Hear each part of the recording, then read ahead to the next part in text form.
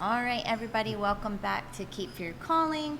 I'm Ann Cardona here with Rich Cardona, and we are in one of my favorite restaurants, Dram Yard. I try to make it out here like at least 2 or 3 times a month, I think.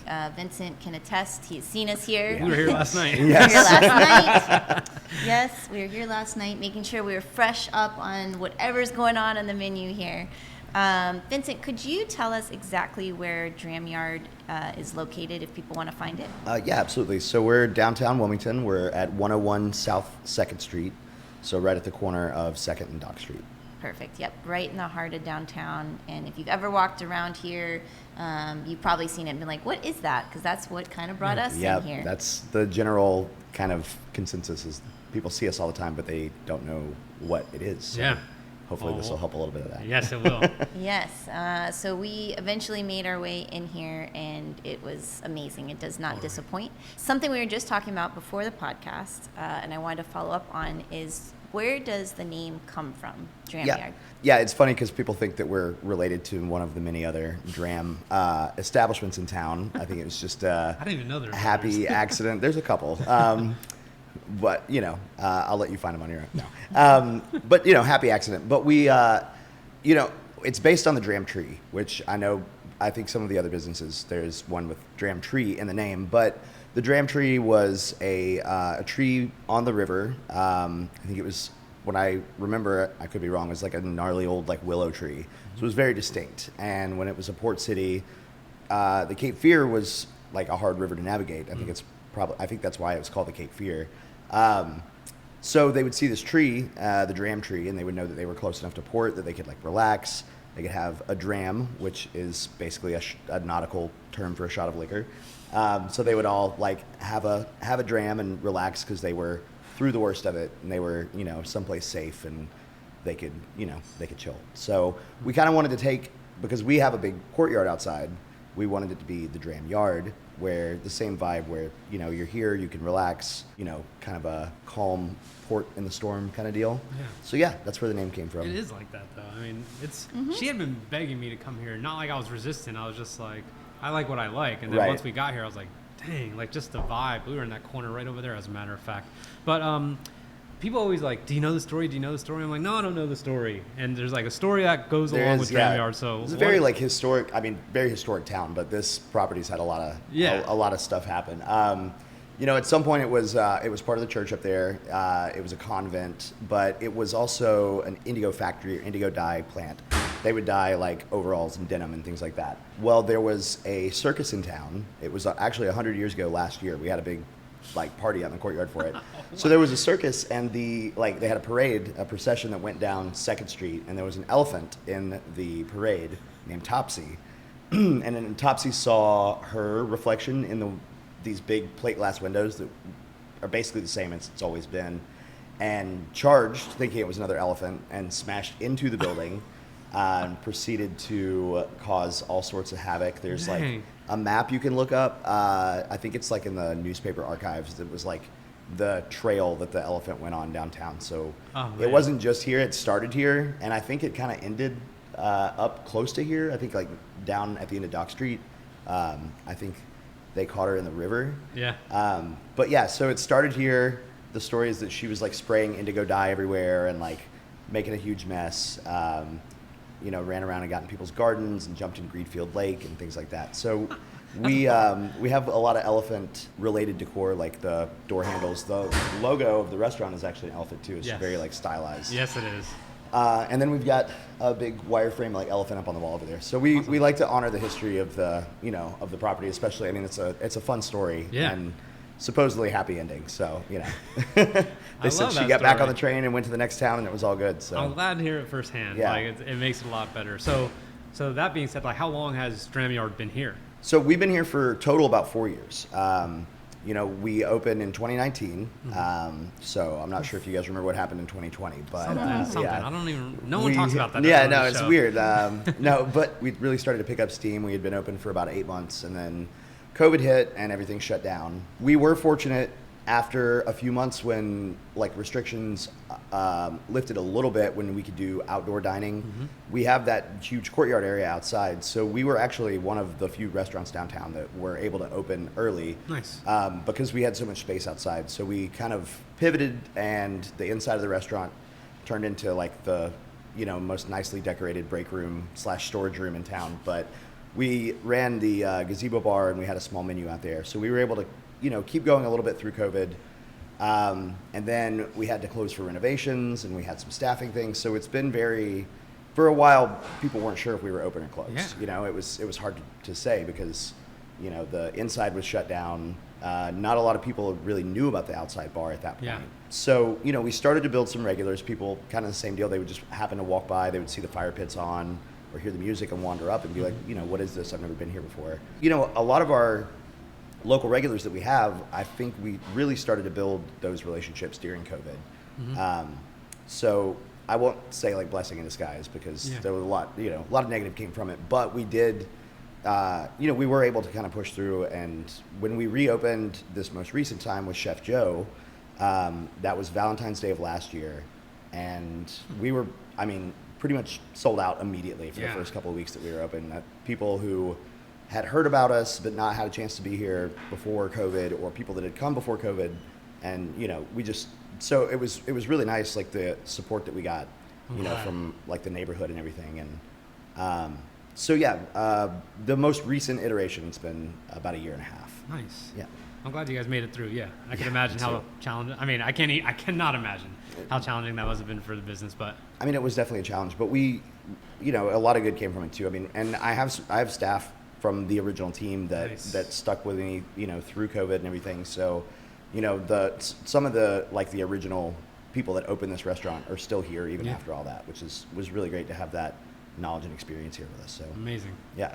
Were there any changes to the cuisine with the change in the chef? So I did not get to dine here before COVID. Right. So that was like I said, I always walked past it, and I was the same person. I was like, I don't know if it's open or it's not open. Then when it's open, I was like, oh, it's open. Now I want to go in and try it. Yeah. So when Chef Joe came in last year, we gave him full creative control over the menu. We didn't really want to have the same menu that we had before. We weren't going to try to make Chef Joe cook some other chef's food. And, you know, he had such great ideas and had, you know, like an immediate understanding of like what fit the space and what fit the vibe. Like he just got it like immediately. And like the first tasting that he came and brought us all this food, we were like, yes, this is the guy for sure.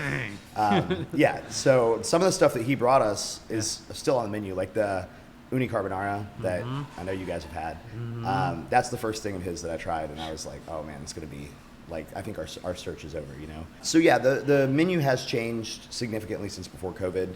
The vibe of the menu is kind of the same. It's, you know, we want it to be like a communal dining experience, you know, like we don't necessarily want everyone to sit down and order one appetizer and then an entree for each person. Like, you know, we feel like we're doing it right when there's a bunch of food on the table. Everyone's, you know, passing plates around, reaching over each other, like just trying bites of food off other people's plates and things like that. And even at the bar, like we've seen that experience with almost like total strangers. People sit down and like, oh, what is that? It's like, totally. Well, like seriously, I could totally vouch for that because like we've come on a couple times. The time Anne introduced herself to you, she's like, "Hi, I'm the co-host." It was like super random. Like, oh no, I remember that. Yeah, she didn't even say her name. It was funny. I want you to know that. Anyway, but like everyone's asking each other like, "What are you drinking?" or "What is that?" Right. And like last night we were sharing, and this is not like a tapas place, but like everything looks good, and people are like, "I'm interested." And it's exactly how you're describing. I think your intention is actually totally coming to fruition. Yeah, I think so too. I mean, like I see it happen a lot, and you know, I think that people get the impression when they walk in here, or when they see the place or they hear about it, that you know it's gonna be maybe stuffy, like, or you know, pretentious or something like that. But like, what we really push is like, you know, I want the staff to be knowledgeable. I want the menu to be like adventurous. With the drinks, the food, like across the board, like adventurous but approachable. So like, you know, I want there to be knowledge here, and I want this to be an experience, but I want it to be like without any pretense at all. Like no, you know, I've been to restaurants where I felt, you know, not locally, everyone here is great, but like in the past, been to restaurants where, you know, I felt like I was talked down to a little bit by the server, or like, you know, we just want it to be super approachable. You know what I mean? And like we don't want anyone to feel like they shouldn't be in here or they're out of their league or something like that. Like, you know, I want this to be the same kind of place that, you know, you bring somebody on a really nice date, or you just like happen to be on a jog downtown and you want to stop in for a beer and a burger. Like, I want it to be the same destination for.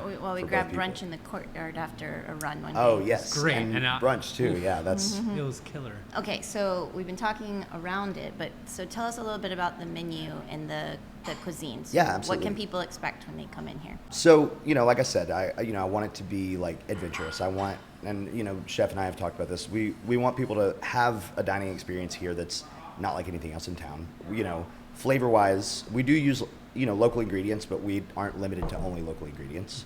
You know, it's a very like Thai, Middle Eastern influence on a lot of the food. A lot of the food is pretty spicy, so you know, be prepared. But we can make it less spicy for you if you need. But it's, you know, it's meant to be spicy. Yeah. You know, some of the staples, the dishes that I think everybody should order, whether it's your first time or you've been here a million times, like the charred Brussels. Totally. That's like, like best that's in town. Crowd pleaser. Easy. Immediately. Like, you know, we can get them on the table in 5 minutes. So you come in, you're starving.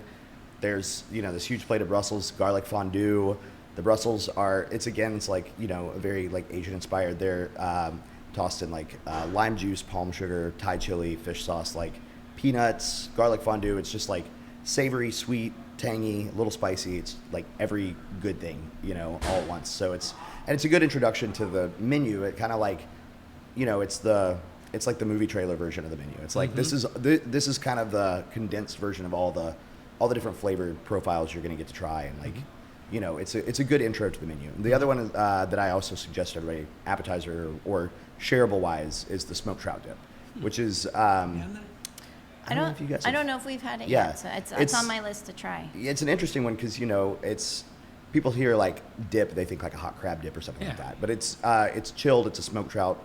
Comes with like crackers. Like we do these spiced like flash fried saltine crackers. Toasted brioche. It's got orange marmalade, and it's just like herbal, smoky. It's got, you know, that nice like crispness from like the veggies and stuff in it. It's just a really good dish, and it pairs really well because it is kind of like on the other side of the spectrum from the like charred Brussels, which are heartier and like rich. You know, it's a little bit of a lighter dish. It goes really well outside too in the courtyard. Like, you know, it's more of like a little small bite treat. You know what I mean? As far as entrees go, I mean, the uni carbonara that we talked about that's never leaving the menu. Like, that's a staple. What's that? I had a pasta last night. I don't even know how to pronounce it. I was like, felt so full. Oh, the agnolotti. Yeah, it's like a stuffed pasta. Like Man. I don't know that we have had the uni yet, but it's on my list to try. Now that you've talked about it, I was like, I'm definitely gonna have to. So like some of the dishes on the menu are staples, and some of them rotate. So like the pasta you had last night, the agnolotti, it probably won't be on the menu forever. Okay. It's been on for a minute, but he likes to switch it up, and so good. you know, he makes them all from scratch. So he has an idea and he just makes it. You know, so he's, you know, the stuffed pastas. We usually have like a stuffed pasta to go with the uni carbonara. So the uni is a staple. Like that's been on since day one and probably isn't going anywhere. Nice. Same. We also have like a whole market fish that we do. We try to always have on the menu. The intention wasn't for me to fillet at tableside, but I do it about 90% of the time now. Wow. Yeah, which honestly, it's fun. It's like an opportunity for me to like talk, you know, check in with people, and it's fun. It's, you know, part of the show and stuff too. But obviously, if somebody wants to do it themselves, I'm also like happy to not do it. But it's fun for everybody, and like it's funny because chef's like, "Well, I'm not going to go out there and do that." He's like, "I'll cook it, but I'm not going to go stand in front of all those people and talk." So it's fun, you know. It's like an interactive part of the experience, you know. Trying to think what else is like a staple. The duck, it's a very interesting duck dish. Yeah, you love the duck. How are you guys with heat? Like, how did you find? So I think it's interesting that you said you think the flavors here are spicy. There is some spice, but it's not like a Thai restaurant. Right. Spice. Well, yeah, I guess it's not across the board spicy. Yeah. The things that the duck is one of the spicier things. One of the spice. Yes, it does have some. I like kind of mild, maybe a little medium. Right. You don't want it to be like but nothing over medium. An endurance challenge, right? No, You're not trying to. No. Yeah. I want to taste more of the flavors and a little less spice. Yeah. I mean, I think that's that's the idea too. We don't want to overwhelm with spice. That's. As much work and care as he puts into prepping the food, like we don't want the only thing you taste to be just like hot chili. So, the duck, I do warn people because some people's palates are a little different. Totally. Some people can't handle any spice, and then I'm like, okay, we probably shouldn't order this, but we don't want everything on the menu to be spicy for sure. But yeah, we kind of have it broken down into a couple different sections, like based on like the main component of the dish. So, we've got a lot of vegetarian options. Nice. Yes, yeah, you do. a lot of vegan options. I mean, really, we can accommodate pretty much any dietary you did restriction. last night for our friends. Yeah, and we try to check, ahead of time when people make reservations, but then the server also asks at the table every time. So it's really important to us because, again, that goes back to, I don't want anyone to feel like they can't come here or this isn't like the restaurant for them, Whether you can't eat nuts, seeds, bread, dairy, fish, whatever, like we want there to be something on the menu that you can come in and not just like kind of like, but something that could be like your favorite dish. Totally. Within your dietary restrictions. So. What about the bar? Full bar? Yeah, very, very heavy cocktail focus, or it has been for a while. In the last year, we've started trying to expand our wine selection a good bit more because during COVID, we were very heavily focused on the cocktail aspect. I mean, there was a point in time when all we had to offer were cocktails and complimentary bread that some people may remember, but we are not currently serving at this time. Maybe one day, but not right now. But yeah, during COVID, it was very cocktail focused bar, and it still is. I mean, the cocktails are a collaborative effort. All the bartenders are super creative. Everybody comes to me with drink ideas constantly, and which is great. It's not the worst thing in the world for me to have to try a bunch of new drinks all the time. But we try to do like every couple of months we'll do a big menu kind of, not total overhaul because we have a couple of things on there that we cannot get rid of. Yeah. I don't know if you guys have had the Ghost Town. The bartenders are probably going to kill me for even bringing it up because we sell so many of them anyways. But I remember they talked about it a lot. I think my sister-in-law might have tried. I might have tried it when she ordered it. Yes, I think I did try it. It's It got was like good, the rim on it, like the tahini rim on it. Oh, yeah. Anyway, so that is probably our most popular drink. Okay. That's one that we worked on through like during COVID and then put on our menu when we reopened. And like the couple of times I've tried to take it off, it's pointless because we still make just as many of them. So I'm like, I'll just leave it on the menu. But it's awesome. It's like it's Thai inspired, but not. It's tamarind, pineapple, ancho reyes. So it's got like an ancho chili liqueur, tequila, lime juice. It's really nice. It was inspired by these little like tamarind candies that I had when I was a kid. And I always wanted to make a cocktail that tasted like these little tamarind candies, and I got pretty close with this one. So this is it's your creation. This one is, yeah. The Ghost Town's mine, and it's a crowd favorite. Look well, at you. no. Well, look, that's not to take away the from the bartenders. Sure, but, sure. But it's a point of pride for me. It's a good drink. And it is a very popular drink. But and you can do full menu at the bar, like not just drinks. Absolutely. So we have the bar is first come first serve. We do sell out on weekends like pretty regularly. Totally. So the bar is full dinner service at the bar, first come first serve. And we also have started offering dinner outside. In the middle of a heat wave is probably not the best time to start offering food outside, but people take us up on it, and it's really nice out there once the sun goes down. Yep. So we've got patio seating outside now. So even if you come in and the bar's full, the restaurant's completely sold out, like we've got seating. My goal is to not turn anybody away if I don't have to. Yeah. So yeah, we've got a big outdoor area, the gazebo bar, a 5-table patio section out there Nice. as well. And then we've also just got different, we've got little fire pits and seating around that you can get like a small snack menu at too. So a lot of options for the menu. You talked about some crowd favorites. What is your favorite, or some of your favorite dishes, and what are your favorite drinks? Is Ghost Town your favorite drink? I mean, it holds a special place in my heart. Right. It's a delicious drink. There's a drink that we had on the menu, and we'll probably have back on the menu pretty soon. I retired it temporarily because I was going to try something else, and the other thing's not working, so I'm going to bring it back. We have a drink called the Lamplighter. It's another tequila drink. It's sort of mixed my two loves of tequila and Negroni together. Negroni is just my favorite cocktail. Like it's the perfect cocktail. And I can't make anything better than a Negroni, but in my opinion, but I could make something close. So it's saffron, cardamom, tequila, and then Cappelletti, which is sort of like an Aperol Campari in between aperitif. It's a stirred cocktail. That's probably my favorite drink we've ever had on the menu. Nice. As far as dishes go, I'm not vegan, but probably my favorite thing on the menu is one of our vegan dishes. It's the lion's mane induja. So induja is like a spreadable sausage, like a spicy sausage, but we make it out of lion's mane mushroom. You guys should try it. Okay, now So it's I thought that it was lion's mane mushrooms. I haven't had it, but I thought it was an actual sausage with lion's mane, or something. So now I know. It's actually a lion's mane. It's a lion's mane sausage. Yeah. So it's a spreadable vegan like spicy sausage. We do like pickled carrots and fennel, and like herb salad on top of it, and then it's served on local sourdough from Little Loaf. Shout out to Julia. But yeah, it's really, really solid. The rest of my favorites are brunch items, actually. I mean, I love our dinner menu, but I'm a brunch guy at heart. I do my best eating before like 1 in the afternoon. So the Brunch Wrap Supreme is our homage to Taco Bell, an elevated Taco Bell classic. Please don't sue us, Taco Bell.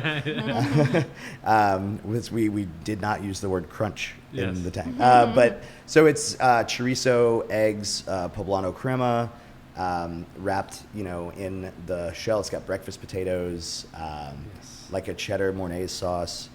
I demolished it. I demolished it that day after our run. It's impressive because it's huge. So good. Dude, it's so much food too. I love it. And it's funny because, the Crunch Wrap, I mean, the other thing, you pick up to eat, but you can't really do that with this. You have to eat it with like a fork and knife because it's so substantial. And we do a really good breakfast too. That's something we've just started doing. I know avocado toast seems like a kind of thing, but it's insane, the avocado toast here. It's so good. It's got, again, some heat to it.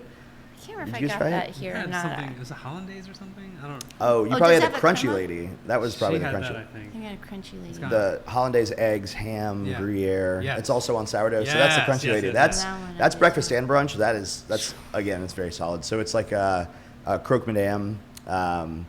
So yeah, it's open face like breakfast sandwich. It's got a little arugula salad on the side. It's a really nice dish. So. Yeah, I mean, it's really fun because we do have multiple menus. We have breakfast 7 days a week, so we get to do some fun stuff with that. The cooks all get like their hand in some of the pastries and some of the menu items and stuff like that. So one of our cooks, Dalton, he's always like working on his next like great muffin idea. Right now, I think he's making like a pineapple upside down muffin. So there's a lot of cool stuff in the mornings too. Fresh pastries every day. But yeah, and then so we get a lot of room to play around with the menu because there's a place for, pretty much everything that we come up with on our menu because the people that are here, again, like they get it, they get the vibe of the restaurant so well that it's pretty clear like, yes, this is going to work really well, or like this is something that, we could table or tweak for a later date or something like that. So okay, so let's talk about avocado toast. Okay, so I do like avocado toast. Okay. Let me preface that. I like every individual component of avocado toast. Okay. But I do feel like a lot of times avocado toast is just like, it's like the safe bet item on the menu. Yeah. I feel like you have to put it on the menu kind of, So then you get a lot of places it's just like, I'll just throw a little everything bagel spice on there and call it a day, right? Yes. But, chef can't do that, He's got to do more with it. So ours is gigantic, first of all.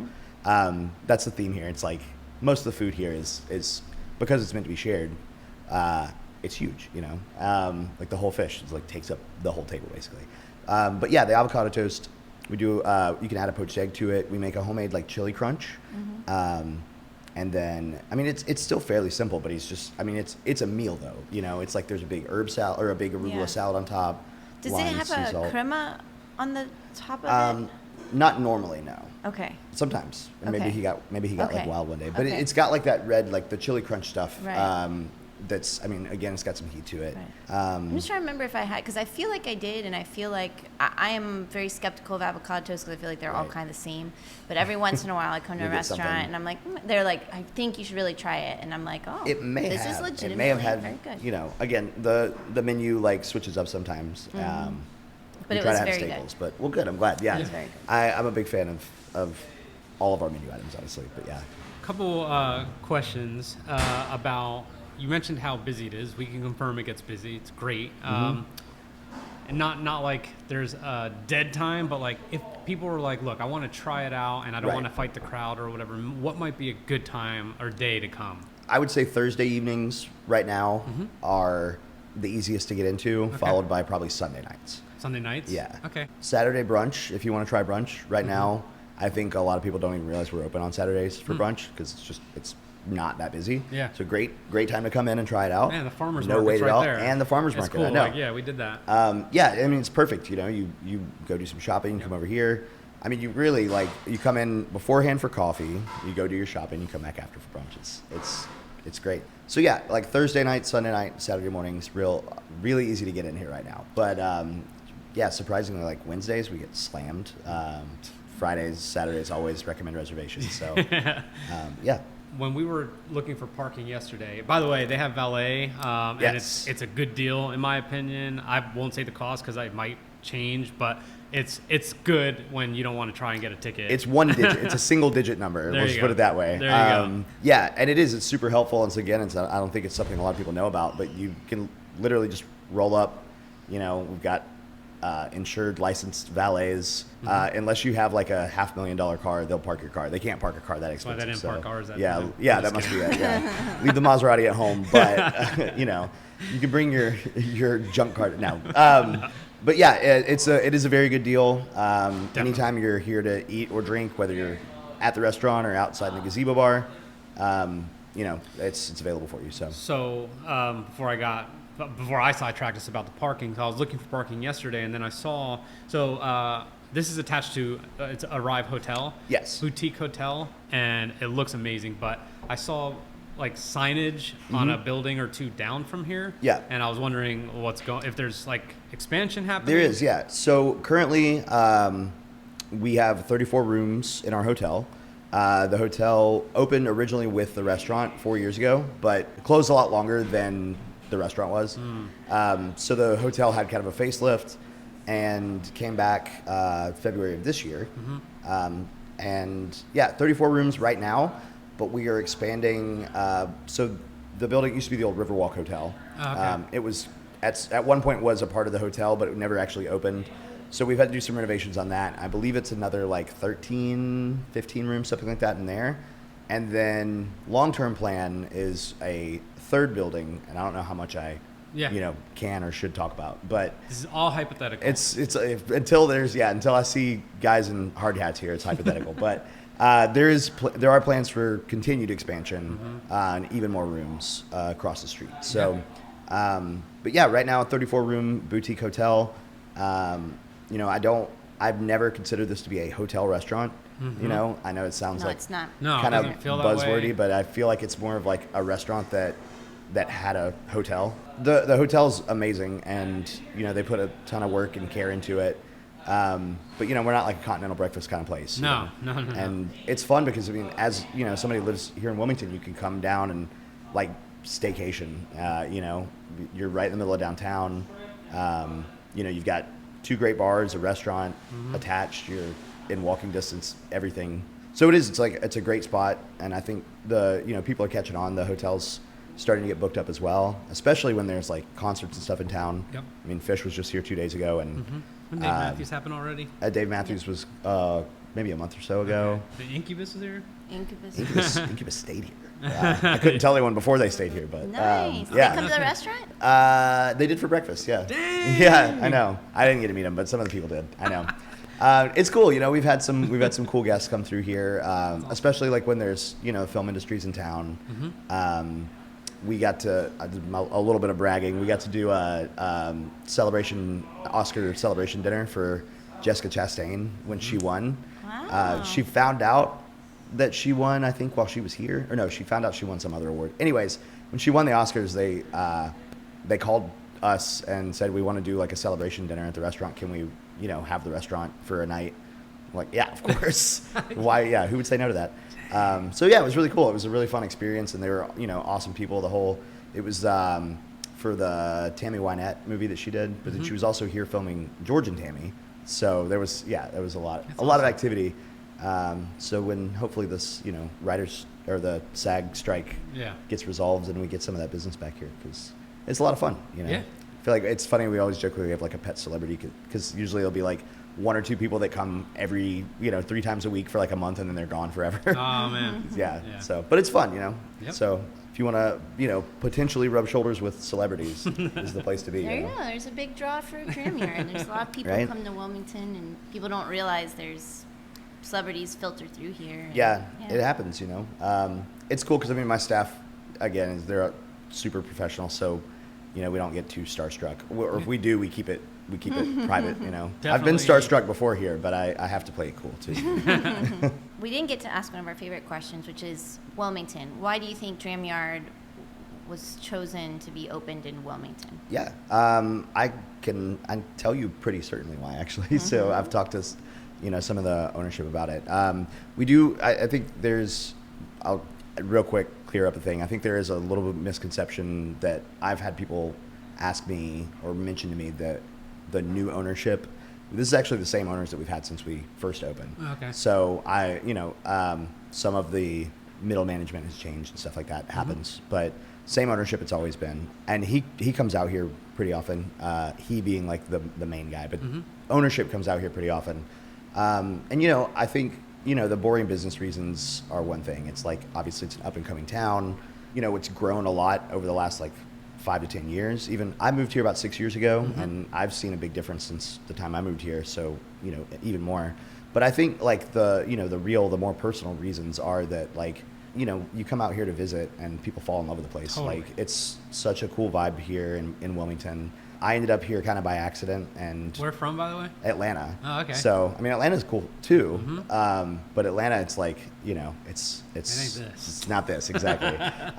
There's Atlanta can feel really impersonal and hard to have a community. And I felt like within the first year I was here, I knew everybody. And I think that ownership picked up on that when they were out here looking for locations, and then especially when they spent more time here doing research and getting ready.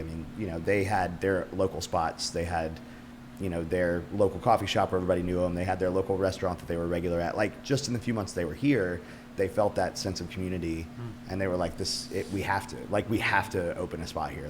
We've got to be part of this. So I'm very glad they did. I think that it was a really good move. I'm biased because I've been here for 4 years and I love this place. But I do. I think it was I've been here at Dram Yard for 4 years. I've been in Wilmington for 6. But I think a lot. It was just a lot of the vibe and the neighborhood and just the area in general.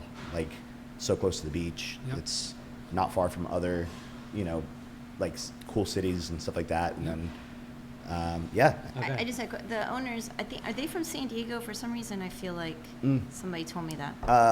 So the company is based out of Palm Springs. Okay. So, so they are. It is originally from California. That being said, we're not. I don't consider us a California business or anything like that Right. either. There are other restaurants in the company and there are other hotels in the company, but each location has an individual unique restaurant to its. Right. There's not another Dram Yard in California. Right. No, the reason I ask is because we met in California. We spent a significant amount of time in San Diego and Southern California. Yeah. And whenever I go in, there's certain restaurants that there's just, it's not Southern California, but there's a little bit of that vibe. Yes. Oh yeah. Totally. And Dram Yard has a little bit of the kind of a San Diego Palm Springs. It's not, but it's got this undertone. Yeah. And there's another restaurant, Seabird. Yes, Seabird has also. I pick it up just a little bit there too. Somebody said it's like if Charleston was on the West Coast. Yeah. Yes. You know what I mean? It's like you get the best of. It's like the Charleston vibe and really the California vibe. Yes, So that's it. yeah. So it's kind of. Right. I think that sums up the vibe for the whole property. It's like you get Southern charm, but you get the cool laid back West Coast vibes and just the from down to the way they've decorated and the way that the little design choices they made.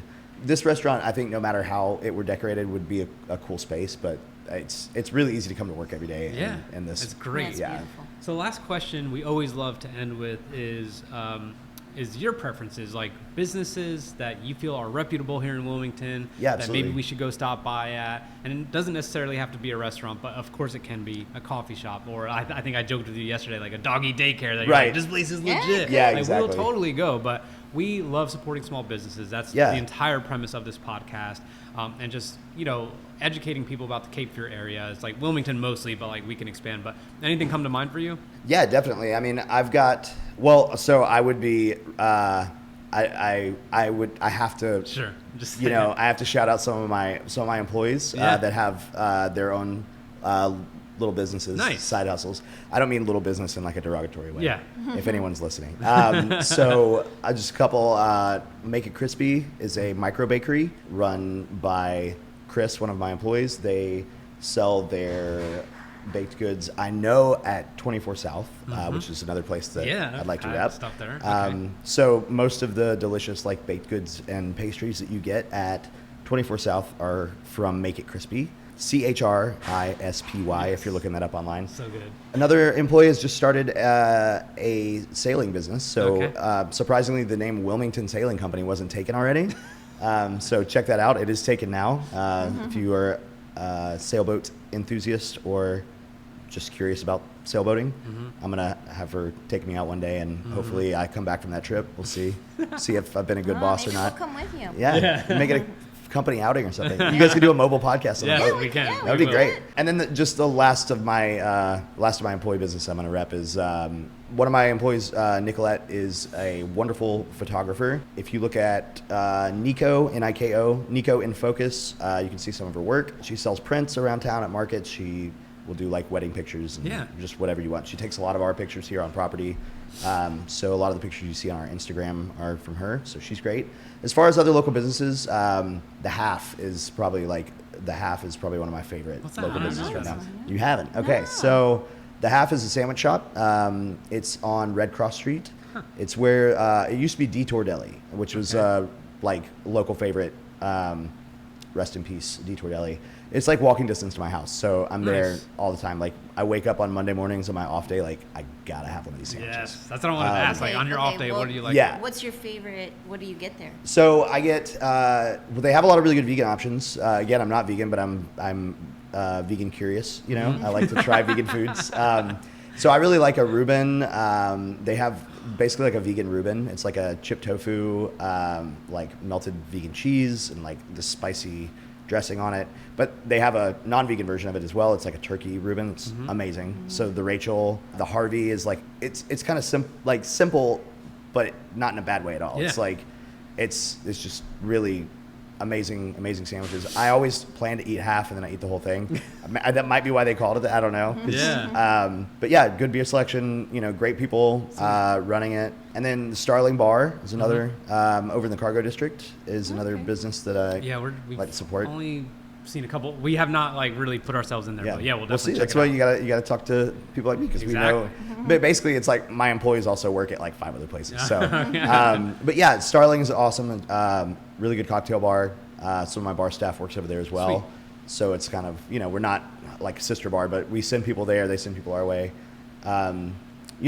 Seabird is amazing. I feel like they don't need my help, but repping them. But they're awesome. And got a good spot. like I said, 24 South. And I will quick little shout out to Pho Cafe on Market Street. It's like some of the best pho and banh mi's I've ever had in my life. So good, and it's for the price is like so much food too. Definitely. So I mean that's Awesome. when I do have off time, that's usually I try to hit those spots up at least like once a week if I can make it out there. So Well, Vincent, thank you. If people want to follow Dram Yard on social, where do they go? it's just Dram Yard on Instagram, Perfect. dramyard.com to make reservations. We do have a couple events coming up. I'll just go over real quick. Please. We just started doing food outside on Mondays and Tuesdays. So the restaurant's open Wednesday through Sunday night, but the gazebo bar outside is open 7 days a week. Gotcha. So we have a small bites menu that we started doing Mondays and Tuesdays. We also have drink specials out there. Sweet. We do tiki nights twice a week, so $10 tiki drinks on Tuesday and Thursday. We have a little mini martini night on Monday. We've done a couple little garden parties. We did a market a couple weeks ago that went really well. So Going into fall, we're going to do more of that. So we do have like a fall market that we're working on right now. I don't have dates for yet. Yeah. I think we're doing a dog costume contest because it's such a dog-friendly property for Halloween. Man. So yeah, we forgot to ask that. Yeah, perfect. Yeah, and then let's see. Yeah, breakfast 7 days a week, brunch Saturdays and Sundays. We're here all the time now, so we want you guys to be here all the time too. Awesome. Well, thank you. And if you are listening or watching and you are an Oscar Award winner, you can rent this place out potentially. So come by. Thank you guys. Just talk to me directly. Thank you guys so much. I really appreciate the support. Yeah, thanks so much.